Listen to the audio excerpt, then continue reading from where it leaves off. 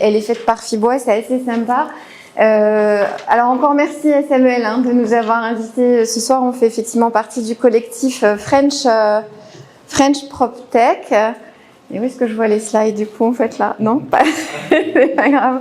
Ok, on fait partie du collectif French PropTech et effectivement je vais vous présenter l'IGNO. l'IGNO qui veut dire bois.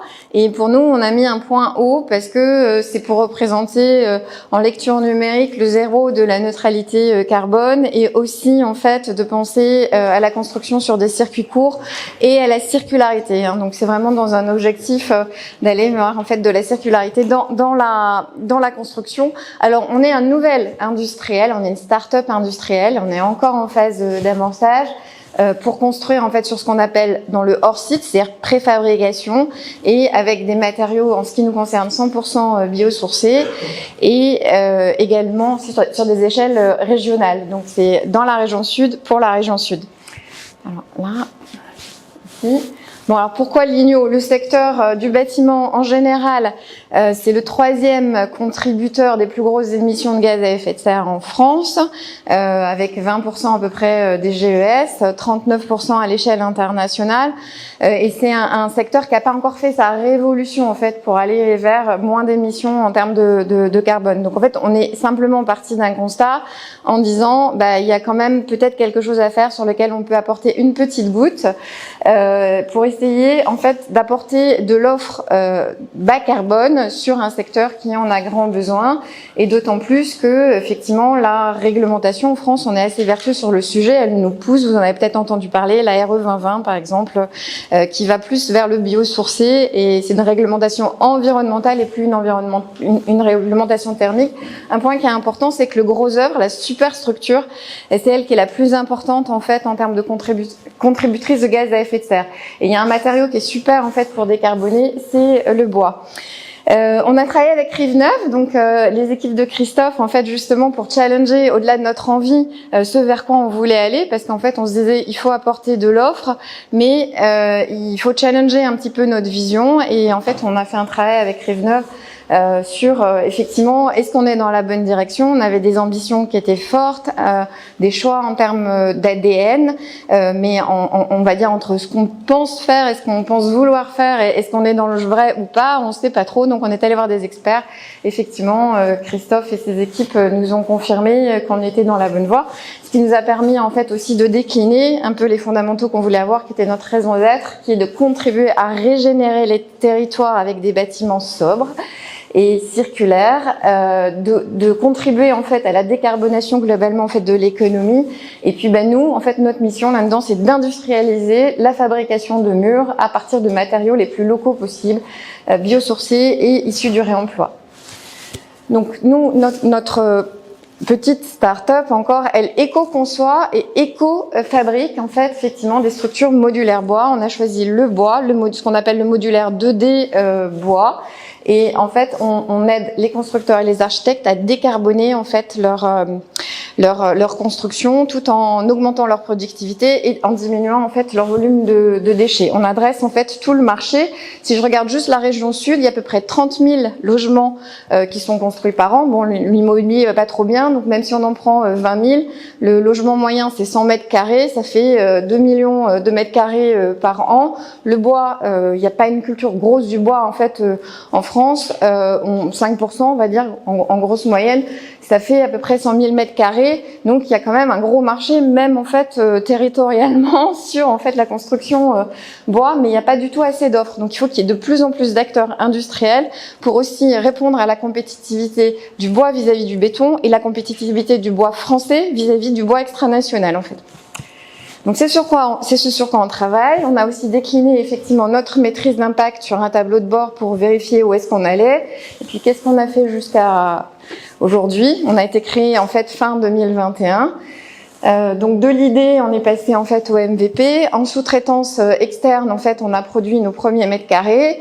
Au-delà de cela, en fait, on est passé sur un mode de construction un petit peu plus hybride. Donc toujours en sous-traitance, plus en fait, on a loué à Rousset en fait des locaux dans lesquels en fait on pouvait en fait faire un petit peu de production.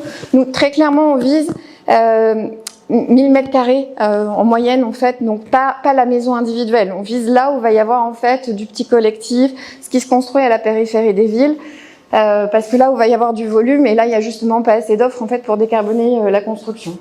Et puis petit à petit on avance sur notre cible. Donc ce qui nous occupe grandement actuellement et qui est notre focus prioritaire, c'est de mettre en fait en route cette petite usine. Donc nous on croit au modèle de tiny factory, propre, compact. Comme vous regardez les petites centrales de béton qui sont à la périphérie des villes, on en parlait Guillaume. Là où ça se construit, il faut pas être loin en fait, faut être sur une logique de circuit court en fait globalement. Donc nous, on construit un modèle de tiny factory, compact, verte, qui a de l'autoconsommation. En plus, on a été assez vertueux dans la construction parce qu'on a fait une grosse opération de déconstruction à Marseille pour reconstruire, en fait, à Gardanne, la superstructure métallique. Et puis là, en fait, notre premier semestre, c'est la mise en route de la ligne de production. En nominal, elle aura une capacité de production d'à peu près 20 000 m². Elle a été préconçue pour pouvoir évoluer jusqu'à 80 000 m². Et après, pour parler un petit peu effectivement de l'innovation, ce sur quoi on travaille de manière très active, déjà en fait, c'est pas de compromis sur les choix des solutions. Donc en fait, dans le choix des solutions en fait qu'on adresse. Donc bien sûr, on est conforme dans ce qu'on appelle les techniques courantes, des TU spécifiques sur mur ossature bois, façade ossature bois. Mais à l'intérieur de ça, on fait en sorte de minimiser le plus possible en fait l'impact carbone. Et on est très actif sur comment on va pouvoir réintroduire dans les isolants du biosourcé issu du réemploi, avec, je l'espère, une solution qui va arriver à la fin de l'année. Alors j'ai un dernier petit mot, je crois que je dois terminer sur ce que je peux demander aux transformeurs. Voilà. Nous, actuellement, c'est surtout des projets. On est encore en fait en phase de construction. 20 000 m², c'est avoir un funnel de 80 000 m², quoi, grosso modo. Des projets à l'échelle régionale, un peu élargie, que ce soit en neuf ou en réno, il faut qu'on puisse construire ce funnel. Donc numéro 1, en fait, on focus sur, parce que les projets en construction sont longs, généralement on est sur des cycles 18 mois, 2 ans, voilà. On croit aussi beaucoup à la réno. On a une super équipe de bureaux d'études et d'ingénierie. Et donc, on peut travailler déjà dès les phases amont, en avant-projet sommaire, avant-projet détaillé, et ainsi de suite. Et pour ensuite, quand on sera prêt et qu'on aura nos 20 000 m², pouvoir passer aux étapes suivantes qui seront les 40 000, 60 000, 80 000 m². Voilà, merci de votre attention. Bravo Anne, merci. On passe à 2 minutes de questions. Ouais. S'il y a des questions. Est-ce qu'il y a des questions? Moi j'ai une première question. Est-ce qu'on aura assez de bois en France pour c'est très important. Oui, c'est très important. Oui, juste j'ai amené un petit livre sympa. Voilà, petite pub lecture, un joli livre sur les forêts françaises. Oui, il y a assez de bois en France. C'est très important de bien gérer la forêt, de s'en préoccuper. On n'a pas du tout la culture en fait de la sylviculture en France pour plein de raisons. Il faut vraiment, et ça c'est un engagement à avoir, de s'intéresser au sujet, nous, en tant qu'acteurs de la deuxième transformation, pour être dans une logique durable. Donc, il y a les labels PEFC, mais dans la région, il y a aussi Bois des Alpes, qui est encore un petit peu plus vertueux, sur lesquels il n'y a pas de compromis. Donc oui, il y en a assez, et il n'y a même pas assez de prélèvements, en fait, par rapport à la disponibilité. En région sud, par exemple, elle a doublé, en fait, la forêt en l'espace de 30 ans, et on ne prélève que 25% en fait de son accroissement annuel. Là où l'entretien de la forêt est important parce que en fait on s'occupe aussi du bois, des feux par exemple, en fait maîtriser les incendies et ainsi de suite. Donc il y a de la ressource.